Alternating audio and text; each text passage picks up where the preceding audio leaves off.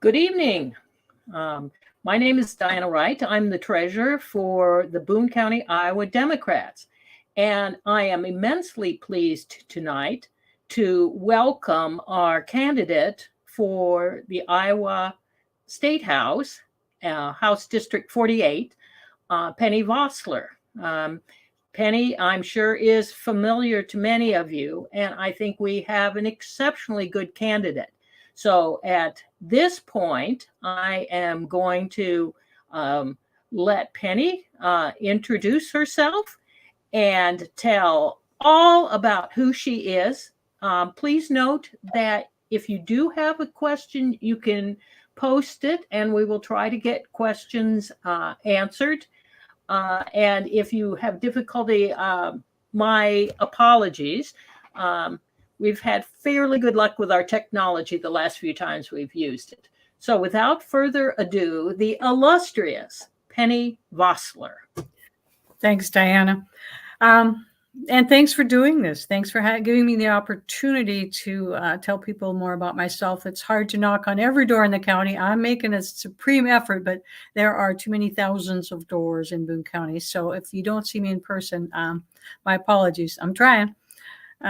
I am currently, well, let me tell you a little about my background. I grew up on a farm and ranch in Montana, so I'm equally comfortable on a horse or a tractor. When I graduated from high school, I decided that I was not much of a gambler. I would go to college, get an education, get a job that paid a monthly check. I'd know how much money was coming in. My income would not be dependent on the price of wheat or cattle. My first degree was mathematics, and I was a high school math teacher for 13 years. At which point I decided I was making, after 13 years teaching, I was making $24,000 a year. I decided that this computer science thing looked like there might be some money in that. So I was going back to school for a programming degree. During my first semester, I was hired at the USGS Aerospace Center, which is where our U.S. government keeps satellite imagery, the land observing satellite imagery. There's one on the East Coast for oceans and atmospheres, and in Colorado, they have a snow and ice data center. So I got hired there and finished my degree, worked my way up to associate scientist on a NASA satellite project. That was a cool title to have. I was creating digital elevation models from satellite imagery and leading a small team at that time. And I also completed a master's in GIS while I was working full-time. Followed that with a stint as a software test engineer and technical writer for a phone company, and then followed my second husband to Colorado for his work and started as a cartographer. Discovered GIS, another master's degree in that. And at that point, I looked at Iowa. I stuck a pin in Ames because my son and my only grandchild were there. And I stuck a pin in Ames, drew a 4-hour circle, and looked for work here. So I've been in Iowa now for about 10 years. And currently GIS coordinator for Boone County, which is I do the maps and the apps, field data collection, 911 addressing, 911 data prep and display in the dispatch center, and also online permitting is a feature that I've implemented several years ago at the request of several of our department heads, and that's been hugely popular. Some of you are familiar with the Beacon website because that is one of my babies. I take care of that. I put data out there. Every time somebody comes into the courthouse and asks a question, I say, is this some information that we could put out on the Beacon website so you could find it yourself? You wouldn't have to come in the courthouse. You wouldn't have to, like our permitting process, you don't have to leave work in the middle of the day to file for a permit of almost any kind with the courthouse. You can do it online, day or night, weekends, pay for it, and the permit is, when it's approved, emailed back to you rather than typed up and snail mailed. So you can see what kind of a savings that is in time, but also in the paper, the printer ink, the envelopes, and the postage, plus the time of the technician that had to type it up and mail it to you. So it's been a huge savings for us at the courthouse and for our constituents as well. Hugely popular. And I spend a lot of my time providing tech support for that as well. Okay. So that's that's an awesome background. What motivated you to run for this position?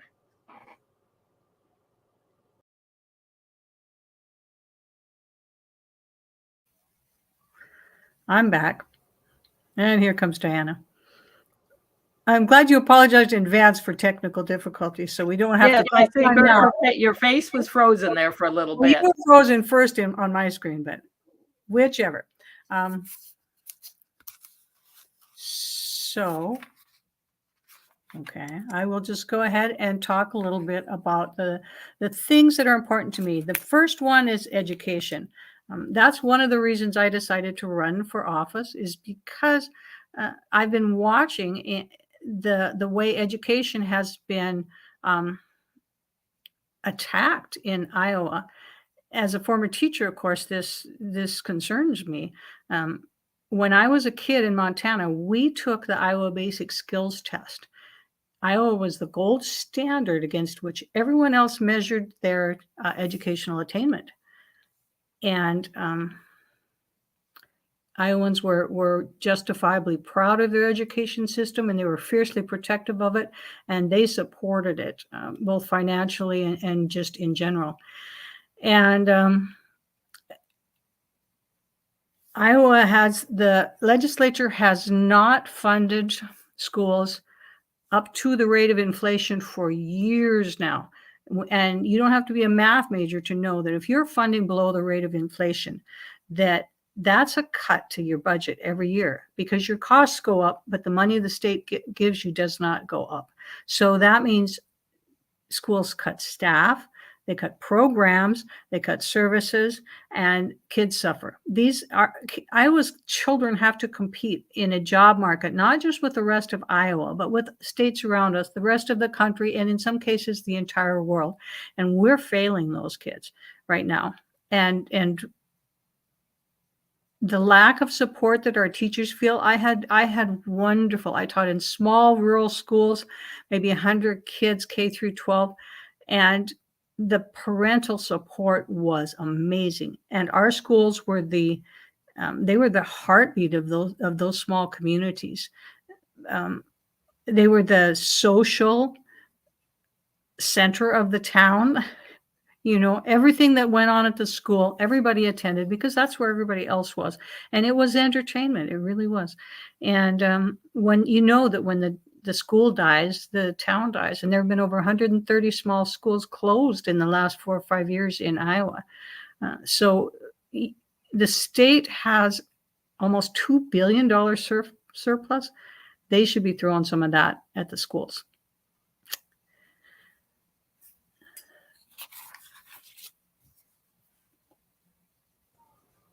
So education is obviously a big push. Yes. What are some other things that you feel strongly about that we should be doing? Have constituents, when you've talked to them, brought up things?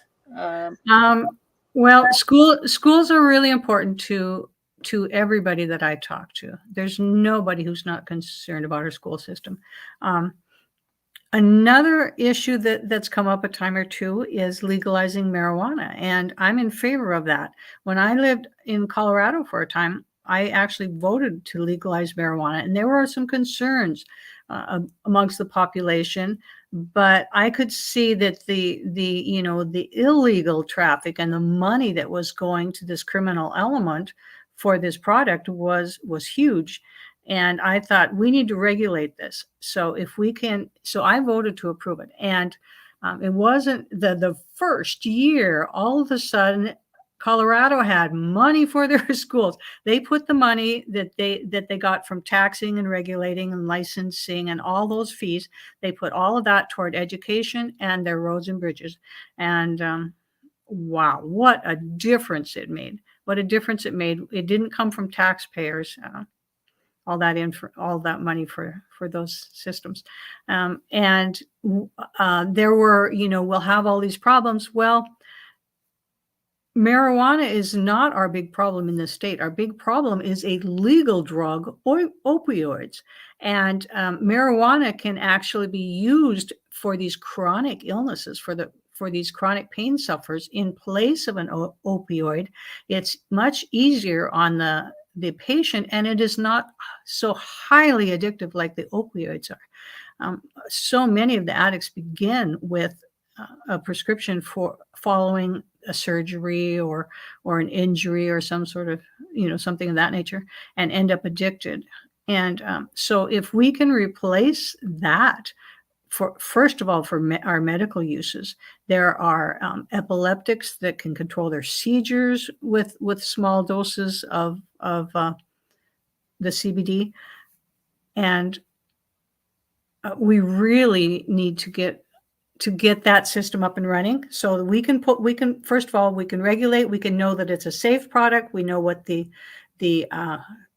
THC content is in the marijuana.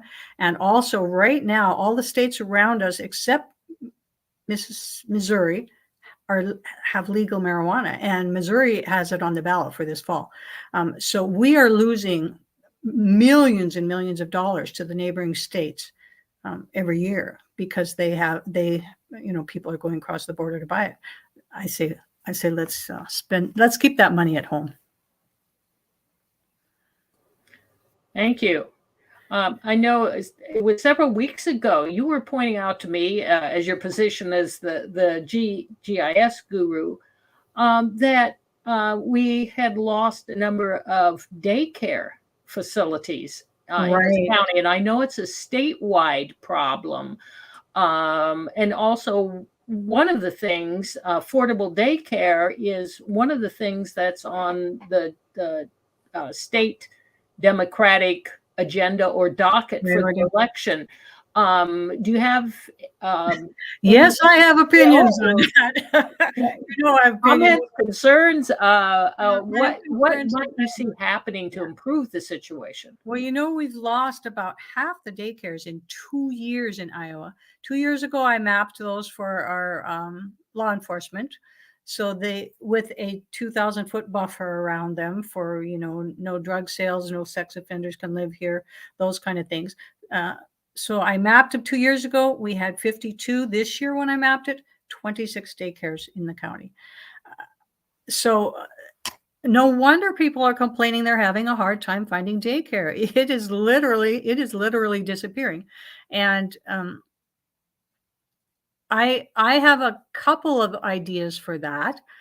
One, we could start one of those programs they have in high schools where they do train people to be certified daycare providers, internships. They do training and classes and internships and whatnot, and get them started in high school. So by the time those who are not college bound are ready to step right into the workforce, they've got the necessary certifications, they've got the first aid, and they've got some experience, so they know that this is something they enjoy doing. Secondly, I say, rather than vouchers for private schools, why don't we give vouchers for daycare?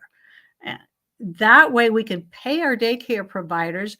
There'll be more of them. People will be more willing to go into that field.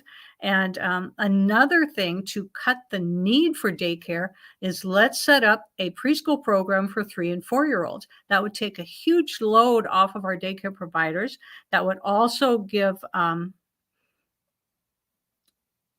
parents the opportunity of getting back to work several years sooner without paying those daycare costs. That would be great for our parents. So that'd be good for our workforce. And another thing is we need to raise the minimum wage so people can afford childcare. I know when I was a teacher that if I had been babysitting that classroom full of kids, I would make more money than I was teaching them.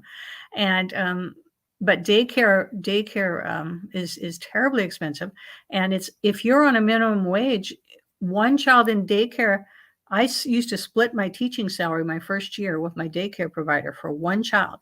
If I would have had 2 children in daycare, it would have taken my entire salary. I would have been able to afford to work. That's what people are facing now. And so we need to raise wages. Wages have not gone up for far too long. They have not been keeping pace with the expenses and other things. What has gone up is corporate profits.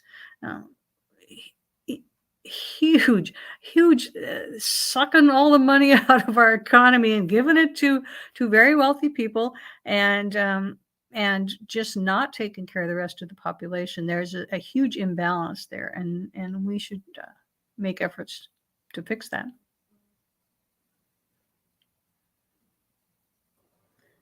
Well, also, actually, some wonderful ideas.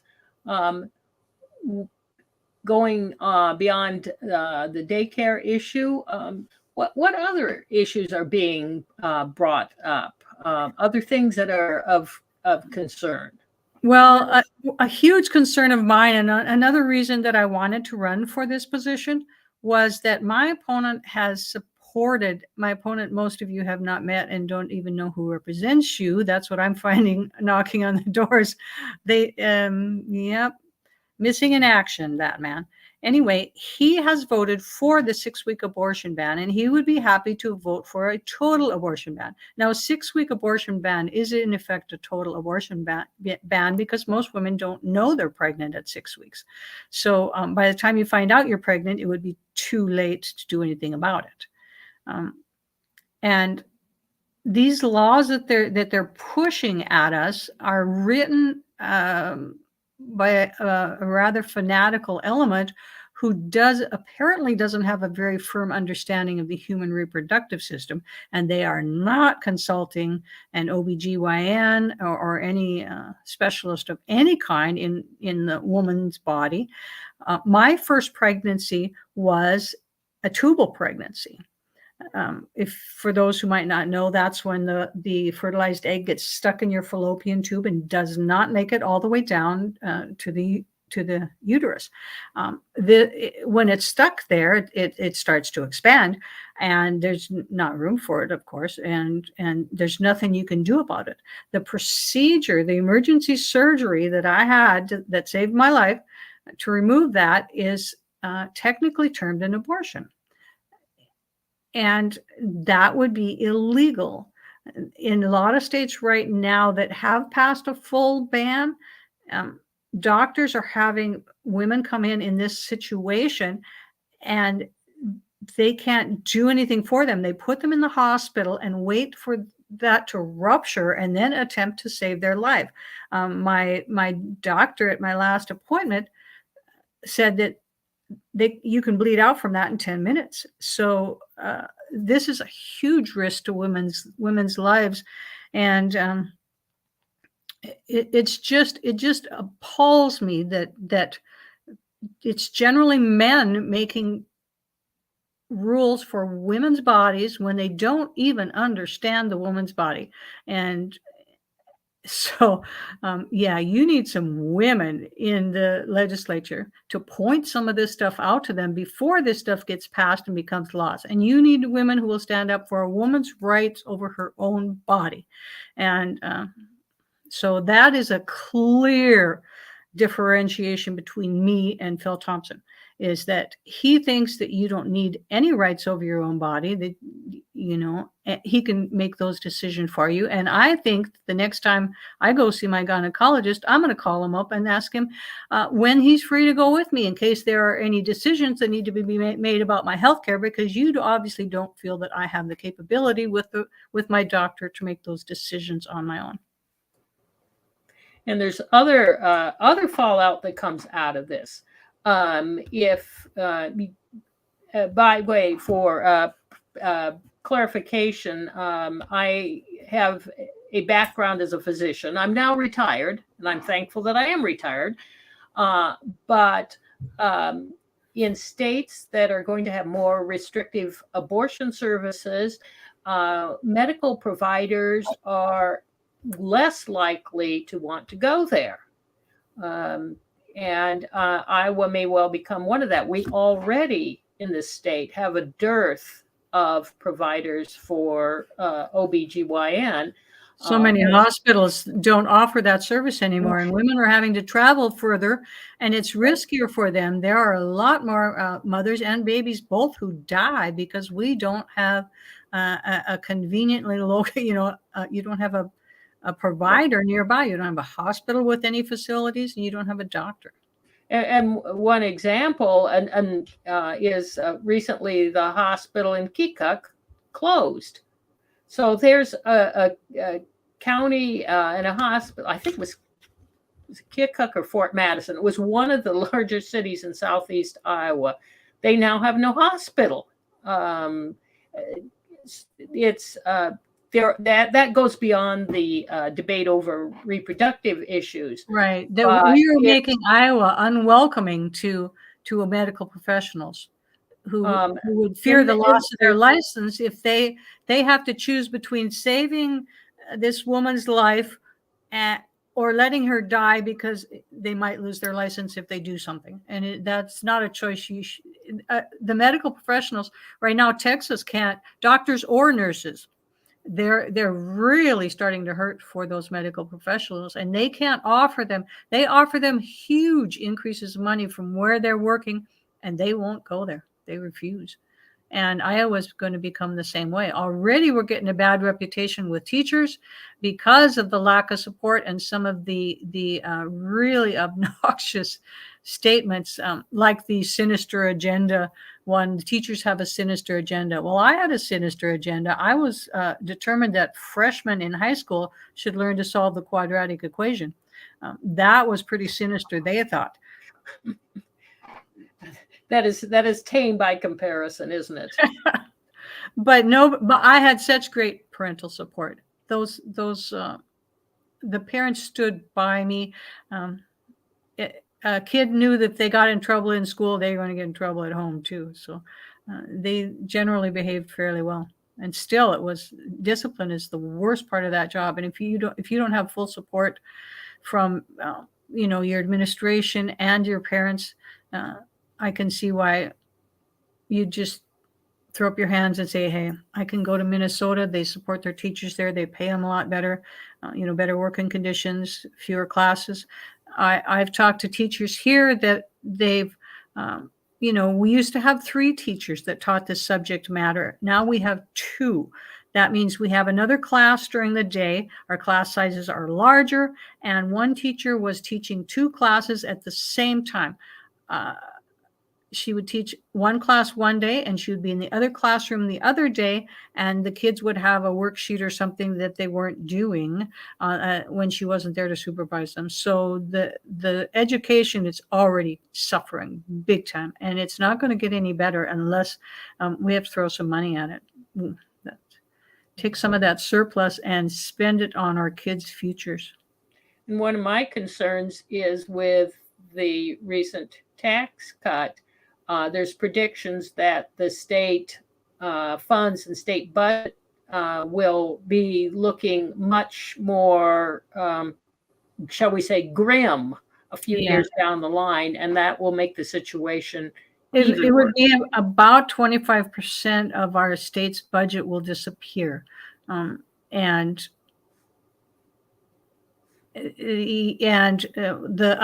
those of us who are middle class or lower get basically little or nothing. We get the highest earners get their tax break first. Next year, the next highest bracket gets their tax break. It'll be 4 or 5 years down the road before you or I see anything. And at that time, the state will be really suffering, and they'll probably decide they can't give us a tax breaks after all, because we've given all the money we could to the wealthiest people in the state, the ones who need it the least. Of course. And the calculation is that a middle class person might get an extra $50 a month with the tax breaks. And that is not going to incentivize anybody to move to Iowa for $50 a month, especially with some of the, the problems with our school systems. Iowa has gone from #1 in the nation to mediocre, 18th, 20th, 24th, depending on what metric you're looking at. So we have most of the times workers with young children or who want to have families, they look at the school systems where they're planning to live. And I know when my son was looking for jobs, he was getting offers. He was an Iowa State graduate, PhD in computer science, and he was looking at jobs in various states. And the first thing that he and his wife did was check out the school systems. Yeah. And, can I live near this job and go and put my daughter in a really excellent school? And we're not going to attract anybody to Iowa. I will point out, I came from I would say, blue collar background, and I was able to get both my undergraduate and my medical school. I was able to complete both and graduate without loans or debt. Because at that point, the state support for our institutions of higher learning beyond our K through 12 was much greater than it is now. And that's another area where we're falling way behind. That was brought up at a candidate forum last night, that the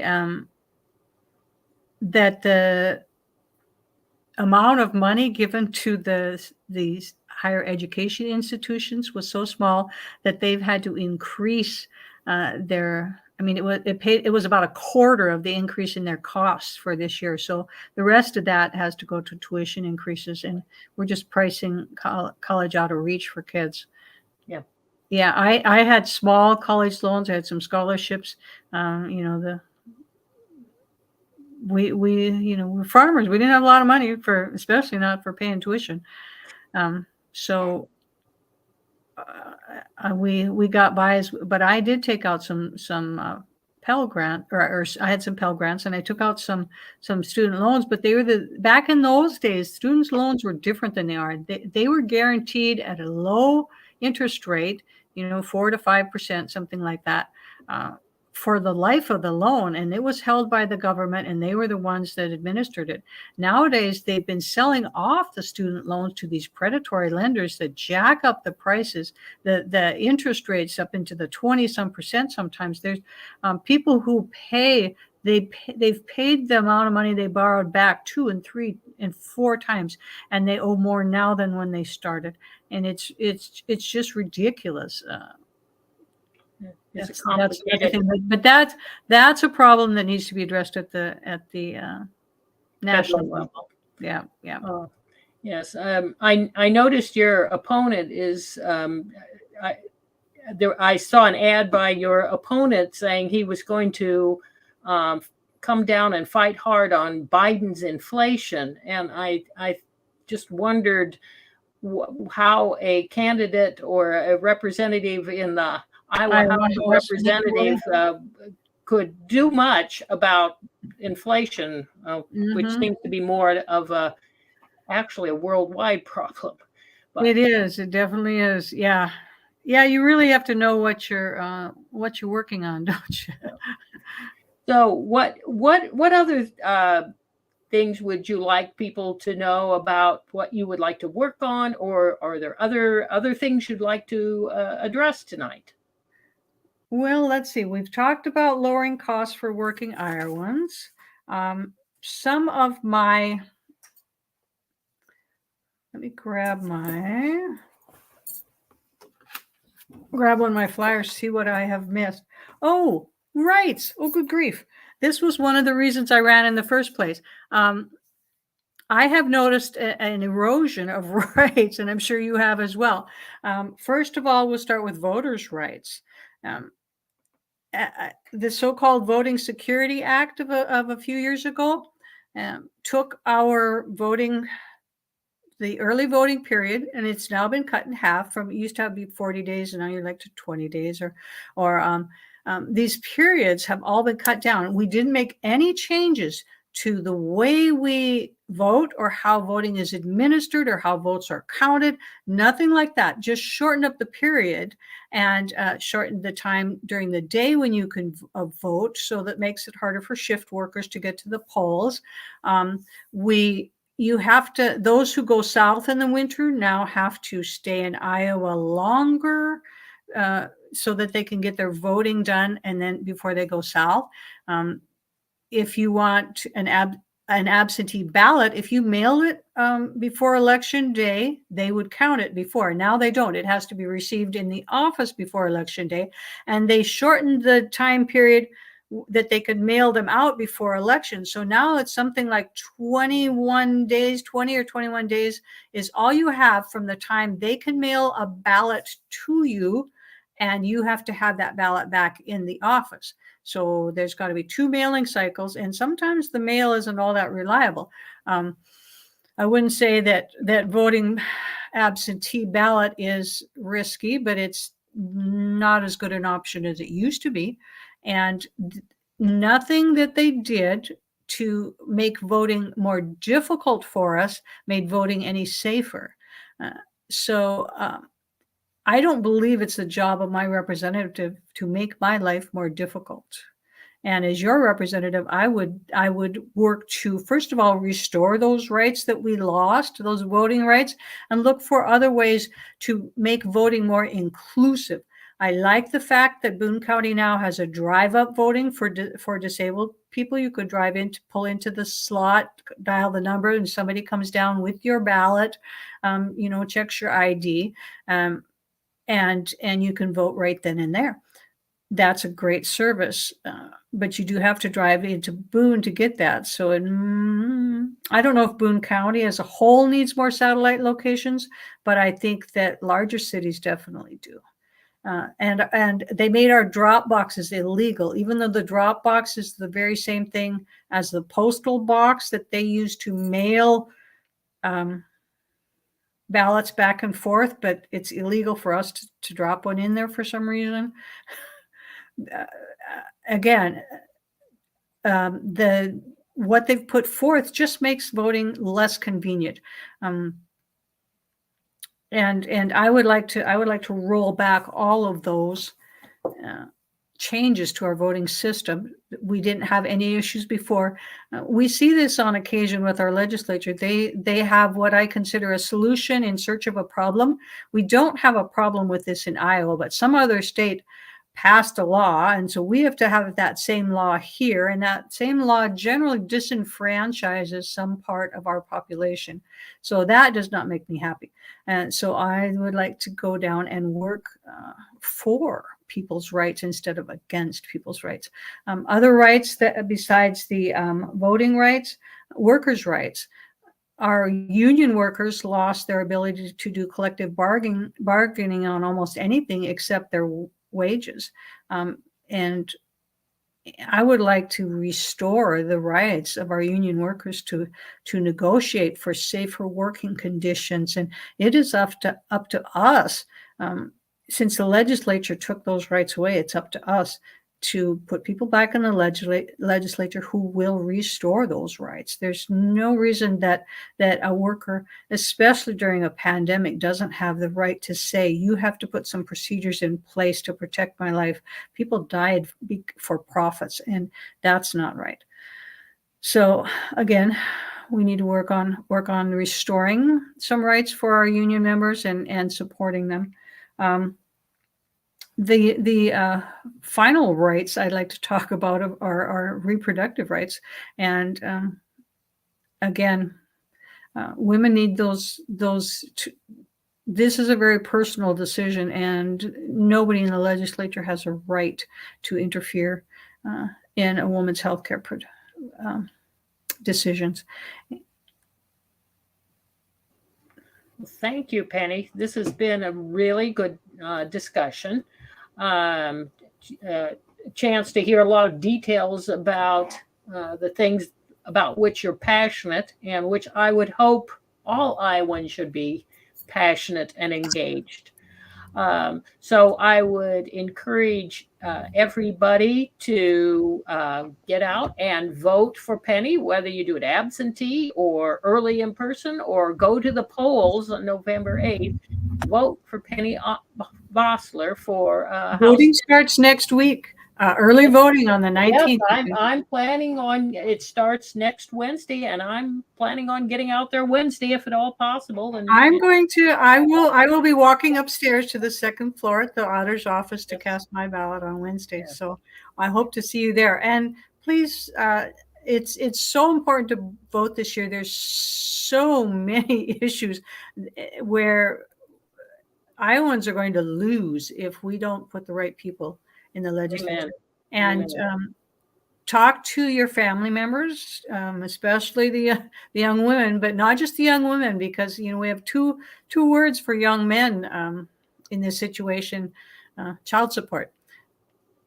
If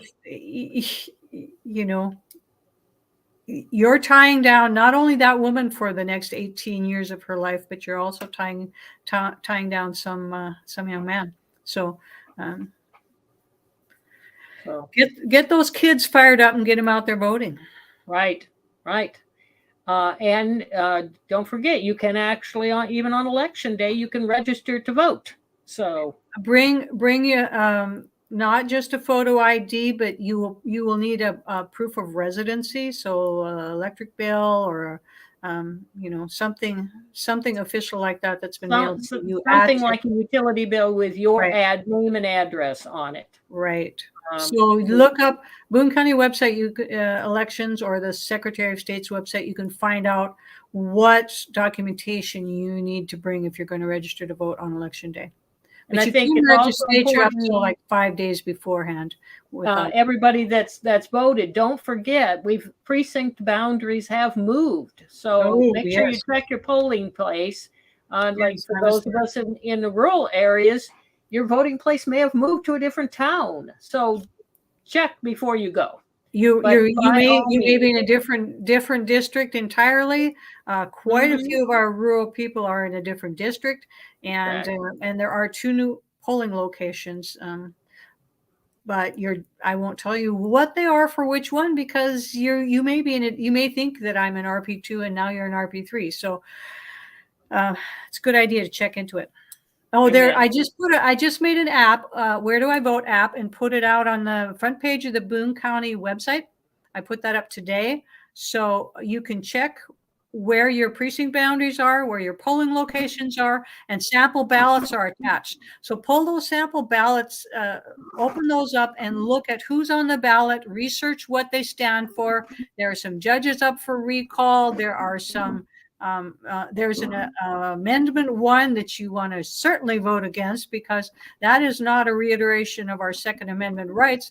That is a bill to make it impossible to have any common sense gun laws passed in the state of Iowa ever. And it's a constitutional amendment, and we really, really want to fight against that one, because my position on gun rights, as a gun owner, I inherited my grandmother's Derringer. I had my first hunting license at 12. To get that hunting license, I had to take a hunter safety course, because of guns are dangerous, and you should have some training before you are allowed to handle one. The same with cars. We're not allowed out on the road with a car until we've had some training and shown by passing a test that we understand how to operate that car, because it is dangerous, and guns are the same way. So I think we need to have some educational requirement for first-time gun owners. Meanwhile, Amendment 1 adds the term judicial strict scrutiny. Yes. It is not just the right to bear arms. If it were that, we wouldn't be sitting. We've already got that at the national. Yeah, we've got that in the national level. If we wanted at the state level, fine. But adding judicial strict scrutiny will cost people their lives. Yeah. Mostly suicide, but it will cost people their lives in the state. Oh, that's another issue we won't get into, but our mental health care in this state is in dire straits. With one mental health provider for tens of thousands of residents, that's the situation we're in. And if you're a juvenile, there's a 6-month wait for an inpatient bed. And inpatient beds are for people that are acutely in need of services, and 6 hours is sometimes too long. Right.